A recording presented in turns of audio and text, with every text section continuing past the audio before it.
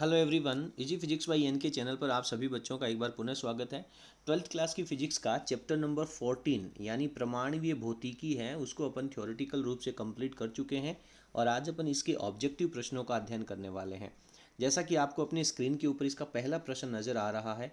प्रश्न अपने से कह रहा है कि हाइड्रोजन परमाणु की मूल अवस्था में ऊर्जा -13.6 इलेक्ट्रॉन वोल्ट होती है। तो यहाँ पे ये जो 19.6 है ये मिसप्रिंट है, यहाँ पे आपको इसकी वैल्यू है वो 13.6 इलेक्ट्रॉन वोल्ट करनी है। ठीक है, तो मूल अवस्था में ऊर्जा है वो -13.6 इलेक्ट्रॉन वोल्ट है। तो यहाँ पे हाइड्रोजन परमाणु लिखने का मतलब हो गया कि Z की जो वैल्यू है वो आपको 1 लिखनी है। आगे प्रश्न कह रहा है कि n बराबर 5वीं ऊर्जा स्तर में इसकी ऊर्जा कितनी होगी। तो आप लोगों ने नील्स बोहर के जो अवधारणाएं हैं उसमें तीसरी अवधारणा में आपने पढ़ा है और उसके आधार पर अपन ने परमाणु की nवीं कक्षा में इलेक्ट्रॉन की ऊर्जा का फॉर्मूला अपन ने निकाला था, जो आपके पास E की वैल्यू आई थी -13.6 इंटू Z² अपॉन n²। ठीक है, तो z की वैल्यू तो अपन ने यहाँ पे 1 रख देंगे, तो -13.6 के बटा में सिर्फ n² बचेगा, इतनी सी वैल्यू रहेगी। तो पहली कक्षा के लिए आप 1 का स्क्वायर करेंगे, दूसरी कक्षा के लिए n की जगह 2 का स्क्वायर करेंगे और तीसरी कक्षा में यहाँ पे आपको प्रश्न में 5वीं कक्षा पूछ रहा है तो n की जगह आप 5 का स्क्वायर करेंगे। तो आपके पास वैल्यू में ऊपर रहेगा -13.6 अपॉन में 5 का स्क्वायर करेंगे तो आपके पास वैल्यू आ जाएगी बटा में 25। और अब आप 13.6 में 25 का भाग लगा लीजिए। रफ कॉपी ले लीजिए, वीडियो की स्क्रीन को पॉज कर लें और -13.6 में जब आप 25 का भाग लगाएंगे तो आपका जो आंसर है वो 0.54 इलेक्ट्रॉन वोल्ट होने वाला है। तो इस तरीके से पहले प्रश्न का जो आपका आंसर है वो ए ऑप्शन हो जाएगा, ए ऑप्शन हो जाएगा। ये सारा डेरिवेशन अपन ने पूरा अच्छे तरीके से पढ़ रखा है। चलिए दूसरे प्रश्न में चलते हैं। दूसरा प्रश्न आपसे कह रहा है कि हाइड्रोजन परमाणु की nवीं कक्षा की ऊर्जा En का मान -13.6 अपॉन n² इलेक्ट्रॉन वोल्ट है। इलेक्ट्रॉन को प्रथम कक्षा से द्वितीय कक्षा में भेजने के लिए आवश्यक ऊर्जा कितनी होगी। तो अभी अपन ने जो प्रश्न पढ़ा है उसमें अपन जानते हैं कि n की जगह अपन 1 रखेंगे तो पहली कक्षा की एनर्जी आ जाएगी और 1 रखते ही आपके पास पहली कक्षा की जो एनर्जी है वो आ जाएगी -13.6 इलेक्ट्रॉन वोल्ट। इसके बाद में दूसरी कक्षा की एनर्जी पढ़ते हैं। जैसे ही आप बटा में 2 का स्क्वायर करेंगे तो बटा में 4 लग जाएगा और 4 का अब आप भाग लगा दीजिए। 4 का जब आप भाग लगाएंगे तो आपके पास 4 की वैल्यू आ जाएगी, भाग लगने पर 4 3 12 और रह गया 1, ये हो गया 16, 4 4 16। तो माइनस का -3.4 इलेक्ट्रॉन वोल्ट हो जाएगी दूसरी कक्षा की ऊर्जा। अब नील्स बोहर की जो तीसरी अवधारणा थी जो ये कहती है कि एक इलेक्ट्रॉन जब निम्न ऊर्जा से उच्च ऊर्जा में जाएगा तो दोनों कक्षकों की ऊर्जाओं के अंतर के बराबर ऊर्जा का अवशोषण करेगा और यदि बाहर वाली कक्षा से निम्न कक्षा में आएगा तो दोनों कक्षकों की ऊर्जाओं के अंतर के बराबर ऊर्जा का उत्सर्जन करेगा। तो यहाँ पे अपने को बहुत क्लियर कह रहा है कि पहली कक्षा से दूसरी कक्षा में जाएगा तो इलेक्ट्रॉन को एनर्जी की आवश्यकता होगी, तो कितनी ऊर्जा अवशोषित करेगा।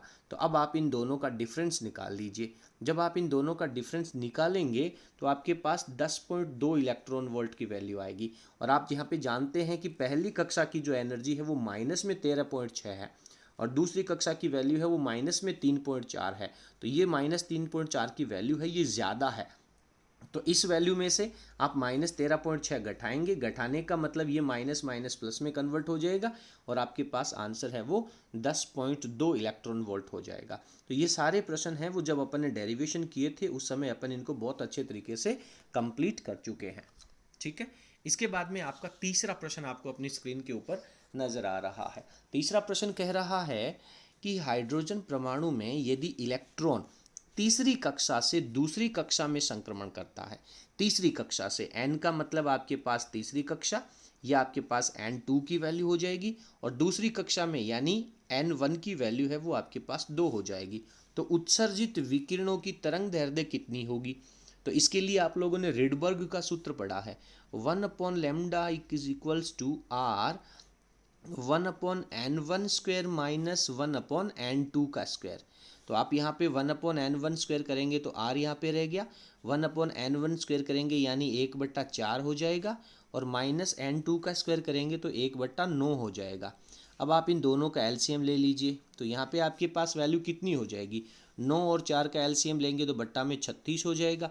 ऊपर आपके पास 9 माइनस 4 तो कितना हो गया, 5/36 हो गया। तो ये किसकी वैल्यू है, ये 1/λ की है। और आपको वैल्यू किसकी निकालनी है, लैम्डा की निकालनी है। और इसके साथ में क्या चल रहा है, आर चल रहा है। तो जब आप इन दोनों को उल्टा करेंगे तो 36 ऊपर चला जाएगा और ये जो 5r है वो बटा में आ जाएगा। तो इस तरीके से आपके पास इस प्रश्न का जो उत्तर है वो स ऑप्शन हो जाएगा, 36/5r। मैं आप लोगों को हिदायत देना चाहूँगा कि जब हाइड्रोजन परमाणु में कभी भी ऊर्जा का उत्सर्जन या अवशोषण हो रहा है और अगर आप लैम्डा निकालना चाहते हैं, दैट टाइम आप केवल और केवल रिडबर्ग का सूत्र लगा करके अगर सॉल्व करेंगे तो सारे प्रश्न बहुत अच्छे से सॉल्व हो जाएंगे। तो बहुत अच्छे तरीके से आप इन प्रश्नों को, वीडियो को देखने के बाद में आप दोबारा भी सॉल्व करें। अगला प्रश्न संख्या 4 है, ये आपसे कह रहा है कि हाइड्रोजन की लाइमन श्रेणी जो है, अपन ने विभिन्न प्रकार की ऊर्जा श्रेणियां पढ़ी हैं, लाइमन, बामर, पाश्चन, ब्रैकेट और फुंड, सभी प्रकार की श्रेणियां पढ़ी हैं। तो यहाँ पे लाइमन श्रेणी की बात कर रहा है, विद्युत चुंबकीय स्पेक्ट्रम के किस भाग में पाई जाती है। तो इस प्रश्न को अपन ने बहुत अच्छे से पढ़ा है कि हाइड्रोजन की जो लाइमन श्रेणी है वो आपकी पराबैंगनी भाग में पाई जाती है। इसके बाद में बामर श्रेणी जो है वो आपकी दृश्य भाग में पाई जाती है। और उसके बाद की बाकी की जितनी भी श्रेणियां हैं वो अवरक्त भाग में पाई जाती हैं। तो यहाँ पे आपसे लाइमन श्रेणी पूछा है इसलिए पराबैंगनी हो जाएगा। ठीक है, बाकी की श्रेणियां हैं वो भी आप लोगों को याद करनी है, क्योंकि जरूरी नहीं है कि लाइमन श्रेणी ही पूछे। यहाँ पे पाश्चन है, ब्रैकेट है, फुंड है, सभी प्रकार की श्रेणियां पूछी जा सकती हैं। तो बामर के लिए दृश्य हो जाएगा और बाकी की जितनी भी रिमेनिंग श्रेणियां हैं उनके लिए अवरक्त भाग हो जाएगा। चलिए आगे चलते हैं। पांचवा प्रश्न आपको अपनी स्क्रीन पे कह रहा है कि किसी हाइड्रोजन परमाणु की ऊर्जा n बराबर 4 तक उत्तेजित किया जाता है। किसी भी इलेक्ट्रॉन को है वो चौथे कक्षक तक भेजा गया है। इसके द्वारा उत्सर्जित स्पेक्ट्रमी रेखाओं की संख्या कितनी होगी। यानी चौथे कक्षक से ये इलेक्ट्रॉन है वो तीसरे में, दूसरे में और मूल ऊर्जा स्तर पहले में आ सकते हैं। तो इसके लिए अपन ने कैपिटल एन का फॉर्मूला पढ़ रखा है, N into small N minus 1/2। और यहाँ पे एन का मतलब है कि इलेक्ट्रॉन है जिस कक्षा में उत्तेजित अवस्था में रह रहा है उसकी वैल्यू लिखेंगे। तो यहाँ पे आपके पास 4 इंटू 4-1 करेंगे तो 3 हो जाएगा, बट्टा में 2 लग जाएगा, 2 से ये 4 2 बार कैंसिल आउट हो जाएगा, तो 3 इंटू 2 के अंदर वैल्यू 6 आ जाएगी। और आपका ऑप्शन नंबर ड जो आंसर है, डी ऑप्शन है, वो इसका सही उत्तर हो जाएगा। आगे चलते हैं।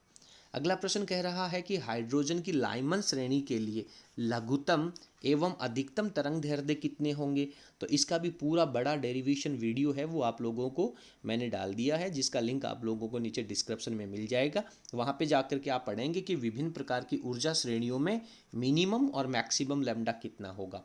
इसके लिए फिर भी मैं आप लोगों को बता देता हूँ कि यहाँ पे आप लोगों को रिडबर्ग सूत्र लगाना है। This is equal 1/λ equals to R, bracket 1/n1² minus 1/n2² की वैल्यू लगेगी। और अब जानते हैं कि आर की वैल्यू है वो आपके पास 913 एंगस्ट्रॉम होती है। तो जब कभी भी आपको आर की वैल्यू की ज़रूरत पड़े तो आप 913 एंगस्ट्रॉम लगा दीजिए। लाइमन श्रेणी की बात कर रहा है तो n1 की जगह वैल्यू 1 आ जाएगी और n2 की जगह आप जब लघुत्तम तरंग दैर्ध्य निकालना चाहेंगे उस समय तो आपको n2 की जगह इन्फानाइट रखना है। और यदि अधिकतम तरंग दैर्ध्य निकालना चाह रहे हैं तो लाइमन श्रेणी की प्रथम उत्तेजित कक्षा कौन से क्रम की कक्षा होगी, दूसरे क्रम की। यदि अधिकतम निकालना है तो n2 की जगह आप वैल्यू में क्या रख देंगे, 2 रख लेंगे। तो दोनों को आप सरल कर लें, आर की जगह आप 913 एंगस्ट्रॉम रख लें और रख करके इस पूरे वीडियो को आप अच्छे से सॉल्व कर लें, पूरे क्वेश्चन को आप अच्छे से सॉल्व कर लें। तो यहाँ पे आपके पास प्रश्न संख्या 6 का जो राइट आंसर है वो आपके पास ए ऑप्शन में मिलने वाला है। अप्रॉक्सीमेट वैल्यू यहाँ पे आने वाली है। ठीक है, तो आप वीडियो की स्क्रीन को पॉज करके ये रिडबर्ग सूत्र का आप अप्लाई करें और इसमें वैल्यूज़ रख करके इस प्रश्न को सॉल्व करके एक बार देख लें। आगे चलते हैं। अगला प्रश्न संख्या 7 आपको कह रहा है कि दिया गया चित्र किसी परमाणु के ऊर्जा स्तरों को दर्शाता है। जब इलेक्ट्रॉन 2e के ऊर्जा स्तर से e के ऊर्जा स्तर में संक्रमित होता है तो तरंग दैर्ध्य लैम्डा का फोटोन उत्सर्जित करता है। यदि इलेक्ट्रॉन है वो 4e/3 के कक्षक से e के कक्षक में संक्रमण करता तो उत्सर्जित फोटोन की एनर्जी कितनी हो जाती। तो एक बार तो आपको 2e और e के कक्षा में जा रहा है, तो नील्स बोहर का तीसरी परिकल्पना कहती है कि दोनों कक्षाओं के अंतर के बराबर ऊर्जा उत्सर्जित करेगा। तो यहाँ पे दोनों कक्षकों की ऊर्जाओं का अंतर कितना हो जाएगा, 2e माइनस ई हो जाएगा। और इसका फॉर्मूला होता है एच न्यू, और न्यू की जगह क्या लग जाएगा, एच सी अपॉन लेमडा लग जाएगा। तो एक इक्वेशन आपके पास ये हो जाएगी। 2e में से जब आप e माइनस करेंगे तो e रह जाएगा, तो e इक्वल्स टू आपके पास वैल्यू रह जाएगी एच सी अपॉन लेमडा। ठीक है, और यहाँ से आप लेमडा की वैल्यू निकाल सकते हैं। तो लेमडा की वैल्यू कितनी हो जाएगी, लेमडा को आप यहाँ पे e की जगह लेकर के जाइए, तो आपके पास यहाँ पर लेमडा की जो वैल्यू है वो आ जाएगी lambda is equals to H C upon E की वैल्यू। तो ये तो पहले सेक्शन के लिए हो जाएगी। अब आप इसमें दूसरा सेक्शन निकाल लें। दूसरा सेक्शन क्या कह रहा है, दूसरा सेक्शन कह रहा है कि 4e अपॉन 3 उच्चतर ऊर्जा स्तर है, उसमें से e ऊर्जा स्तर निकाल देंगे, आपके पास वैल्यू आएगी एच न्यू यानी एच सी अपॉन लेमडा, और यहाँ पे लेमडा की वैल्यू है वो परिवर्तित हो जाएगी, तो इसे अपन लेमडा डैश कह देंगे। तो 4/3 में से जब आप e माइनस करेंगे तो कितनी वैल्यू रह जाएगी, आपके पास यहाँ पे वैल्यू रह जाएगी e अपॉन 3। तो ये वैल्यू आ गई आपके पास e अपॉन 3, और इधर आ गया आपके पास H C upon lambda dash. ठीक है, लेमडा डैश को आपको कैलकुलेट करना है, तो आपको किसकी वैल्यू निकालनी है, यहाँ पे लेमडा डैश की वैल्यू निकालनी है। तो लेमडा डैश की वैल्यू निकालने के लिए लेमडा डैश को आप साइड में ले जाइए, तो आपके पास वैल्यू कितनी हो जाएगी, lambda dash is equals to H C, और ये ई है वो बटा में आ जाएगा, और 3 है वो आपके पास ऊपर चला जाएगा। और यहाँ पे आपने एच सी अपॉन ई की वैल्यू को रख रखा है। एच सी अपॉन ई की वैल्यू कितनी लिखी थी आपने, लेमडा लिखी थी। देन आपके पास इसकी जगह लेमडा जब आप रखेंगे तो आपके पास लेमडा डैश की जो वैल्यू है वो 3 लेमडा के इक्विवेलेंट हो जाएगी। यानी जब 4e अपॉन 3 के कक्षक से e के कक्षक में जाएगा तो इस स्थिति वाला जो लेमडा होगा उससे 3 गुना लेमडा उत्सर्जित करेगा। तो इस प्रश्न का आपका जो राइट आंसर है वो ऑप्शन ड हो जाएगा। ये सारे के सारे जो फॉर्मूले हैं वो नील्स बोहर के परमाणु मॉडल की जो अवधारणाएं हैं या तो उनके ऊपर आधारित होंगे और या फिर आपका रीडबर्ग के सूत्र के ऊपर आधारित होंगे। चलिए अगले प्रश्न संख्या 8 में चलते हैं। 8वां प्रश्न कह रहा है कि उत्तेजित हाइड्रोजन परमाणु में यदि बोहर सिद्धांत के अनुसार कोणीय संवेग, अच्छा बोहर सिद्धांत के अनुसार दूसरी परिकल्पना क्या कहती है, दूसरी परिकल्पना कहती है कि कोणीय संवेग mvr जो होता है वो h/2 का पूर्ण गुणज होता है, और यहाँ पे अपन n लिखते हैं। ठीक है, NH/2 होता है। तो यहाँ पे कह रहा है कि कोणीय संवेग है वो 2h/2 है। तो यहाँ पे n की वैल्यू कौन काम कर रहा है, n की वैल्यू में 2 आ गया, तो उसकी ऊर्जा कितनी होगी, यानी दूसरे कक्षक की एनर्जी पूछ रहा है। और आप लोगों ने बहुत अच्छे से पढ़ा है कि दूसरे कक्षक की एनर्जी का फॉर्मूला होता है -13.6 Z² अपॉन n का स्क्वायर। हाइड्रोजन परमाणु दे दिया तो z की वैल्यू 1 हो जाएगी, तो -13.6 अपॉन n का स्क्वायर, और n की जगह क्या रखना है, 2 रखना है, तो 2 का स्क्वायर हो जाएगा 4। तो -13.6 में जब आप 4 का भाग लगाएंगे तो -3.4 इलेक्ट्रॉन वोल्ट की वैल्यू आने वाली है। ये सारे सवाल हैं जिनके फंडामेंटल्स अपन पहले कंप्लीट कर चुके हैं। आगे चलते हैं। प्रश्न संख्या 9 कह रहा है कि उस उत्तेजित अवस्था की मुख्य क्वांटम संख्या क्या होगी। एक एक्साइटेड स्टेट है, उसकी क्वांटम संख्या आपको निकालनी है जिसमें उत्तेजित हाइड्रोजन परमाणु लैम्डा तरंग दैर्ध्य के फोटोन का उत्सर्जन करने के बाद मूल अवस्था में लौट करके आता है।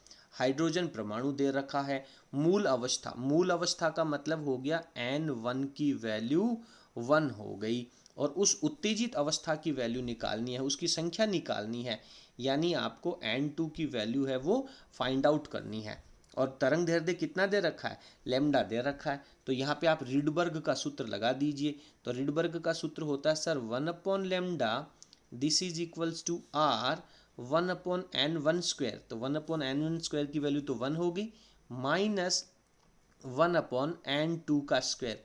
तो ये n2 का स्क्वायर, आपको n2 की वैल्यू फाइंड आउट ही करनी है। तो क्या हो जाएगा, आप सबसे पहले तो इस r को दूसरी तरफ भेज दीजिए, तो ये लैम्डा के साथ में मल्टीप्लाई में हो जाएगा। ठीक है, और अब आप इसको सॉल्व कर लीजिए तो ये कितना हो गया, 1/λr is equals to 1 minus 1/n²।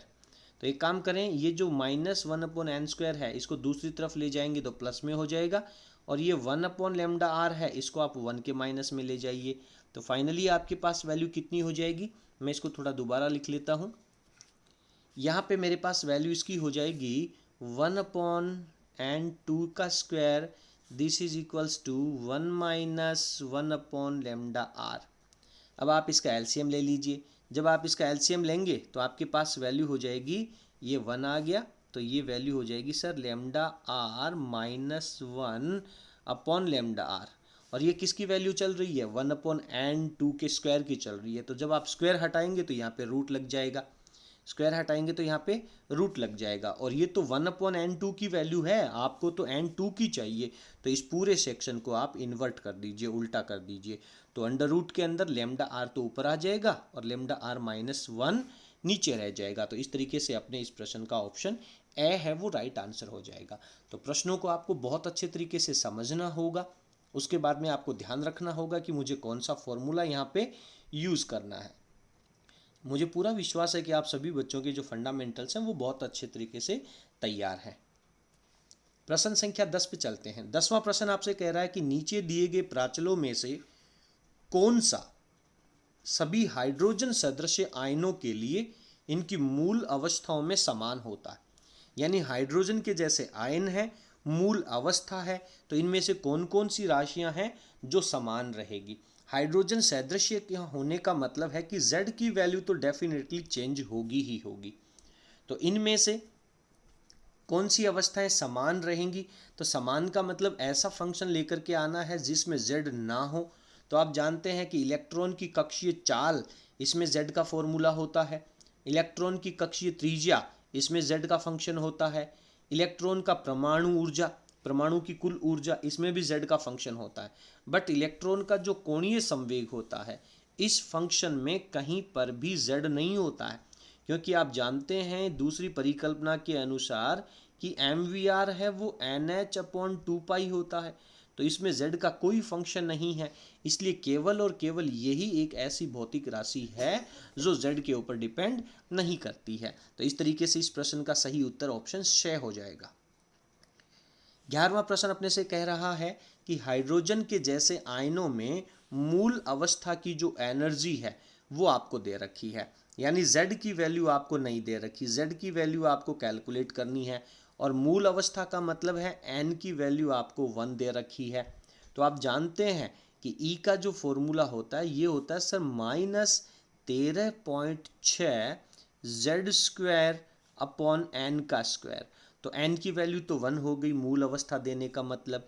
अब आपको Z की वैल्यू निकालनी है, और E की वैल्यू कितनी दे रखी है, -54.4। आप चाहें तो ये माइनस का 13.6 इसके बट्टा में ले आएँ, तो 13.6 का आप भाग लगा दीजिए, तो लगभग कितनी बार भाग जाएगा, 4 बार भाग जाएगा। तो Z² की वैल्यू 4 आ जाएगी, और Z की वैल्यू जब आप भाग लगाएंगे तो 2 आ जाएगी। यानी परमाणु क्रमांक 2 का जो आयन है, हाइड्रोजन के सदृश है बट परमाणु क्रमांक उसका 2 होना चाहिए। तो 2 परमाणु क्रमांक जो है वो आपका हीलियम का होता है। तो इस तरीके से इस प्रश्न का राइट आंसर हीलियम हो जाएगा। ठीक है, आगे चलते हैं। प्रश्न संख्या 12 में आपसे कह रहा है कि हाइड्रोजन परमाणु में मुख्य क्वांटम संख्या n का मान बढ़ने पर परमाणु की स्थितिज ऊर्जा में क्या फर्क पड़ेगा। केवल स्थितिज ऊर्जा का प्रश्न पूछ रहा है। हाइड्रोजन परमाणु है इसलिए Z की जगह तो 1 हो जाएगा। उसके बाद में क्वांटम संख्या n दे रखी है, n का मान बढ़ने पर स्थितिज ऊर्जा का फंक्शन। तो आप डायरेक्टली यहाँ पे स्थितिज ऊर्जा का फॉर्मूला लगा दीजिए। तो स्थितिज ऊर्जा का फॉर्मूला होता है सर -me⁴/4ε0² h² और n²। तो आप जानते हैं कि जब n का मान बढ़ेगा तो E की वैल्यू जो है वो आपकी घटेगी, लेकिन नेगेटिव भी साथ में है। अगर आप नेगेटिव को अगर नगण्य मान लें तो n का मान बढ़ने पर डेफिनेटली E की वैल्यू घटेगी, लेकिन माइनस में वैल्यू घटने का वास्तविक अर्थ जो है वो हो जाएगा कि इसकी स्थितिज ऊर्जा है वो बढ़ती है। तो इस बात का, इस नेगेटिव का आपको विशेष ध्यान रखना है, अन्यथा आप इस प्रश्न का उत्तर है वो गलत कर देंगे। अगला प्रश्न संख्या 13 क्या कह रहा है कि हाइड्रोजन परमाणु में n बराबर चौथी कक्षा और n बराबर 1 अवस्था में संक्रमण करता है। यानी n2 की वैल्यू 4 दे रखी है और n1 की वैल्यू 1 दे रखी है और हाइड्रोजन परमाणु दे रखा है। तब हाइड्रोजन परमाणु का प्रतिक्षिप्त संवेग कितना होगा? संवेग की वैल्यू आप लोगों को यहाँ पर निकालनी है। चलिए इस प्रश्न को अपन सॉल्व करने का प्रयास करते हैं। संवेग की वैल्यू कैसे निकालेंगे? संवेग की वैल्यू निकालने का मतलब है कि आप डेल्टा ई की वैल्यू निकाल लें।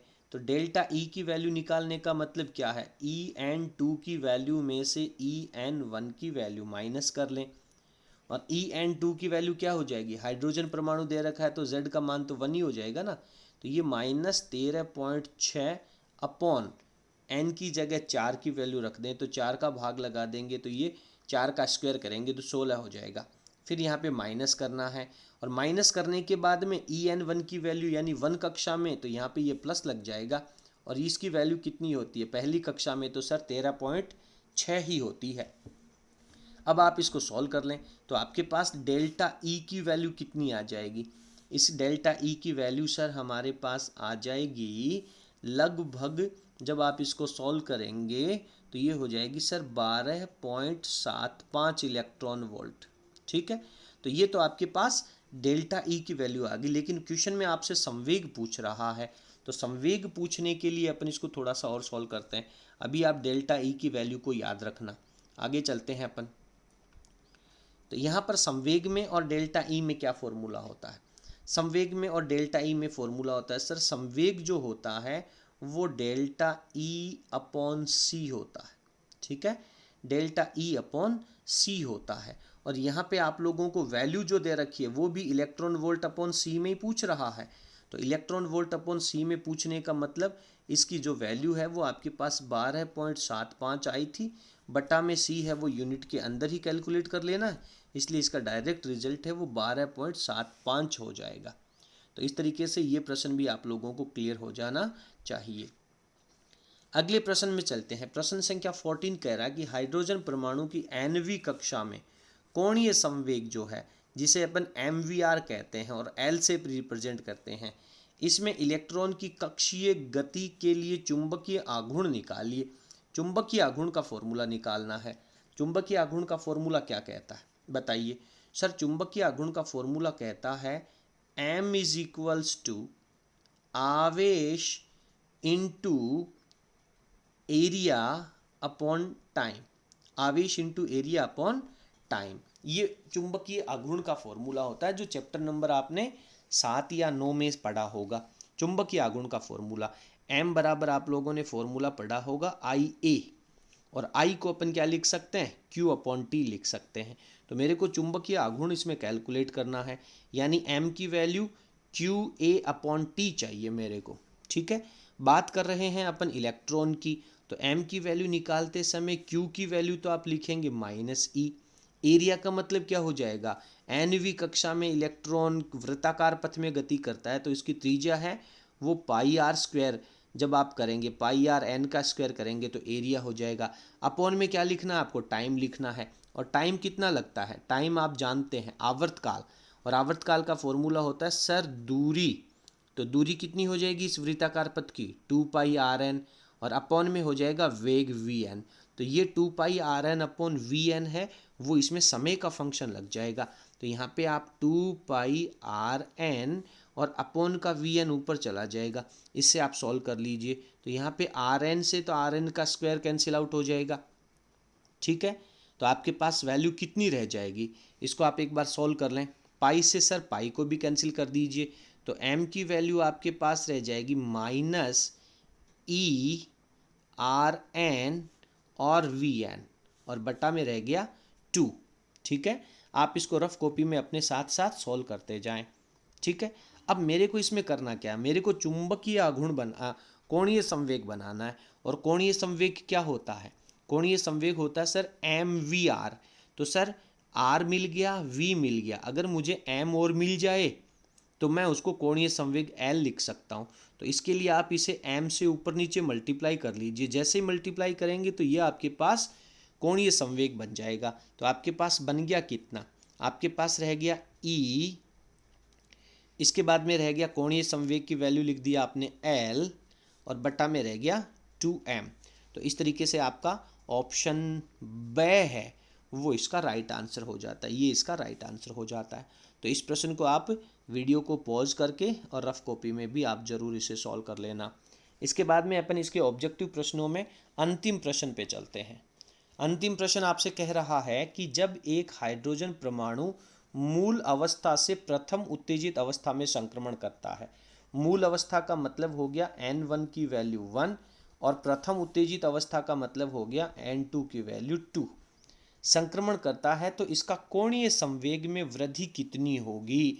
कोणीय संवेग में वृद्धि पूछ रहा है। वृद्धि का मतलब क्या हो गया, दूसरे कक्षक का कोणीय संवेग h/2 का पूर्ण गुणज होता है ना, तो पहले कक्षक में तो 1h/2 और दूसरे कक्षक में 2h/2 हो जाएगा।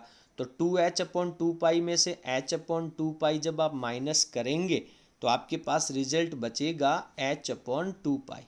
ठीक है, ये h/2 का डिफरेंस हो जाएगा और इसकी वैल्यू निकाल लें। तो h की वैल्यू आप जानते हैं 6.63 इंटू 10⁻−34 और बट्टा में 2 पाई का मतलब होता है 3.14। अब आप स्क्रीन को पॉज करके और इसकी कैलकुलेशन को सॉल्व कर लें, आपको इस प्रश्न का राइट आंसर मिल जाएगा और आपका ऑप्शन नंबर ब जो है वो इस प्रश्न का सही उत्तर हो जाएगा।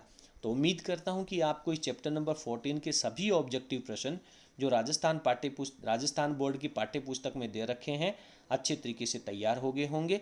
अगले वीडियो में अपन जब चलेंगे तो अपन बात करेंगे इसके अति लघुतरात्मक प्रश्नों की।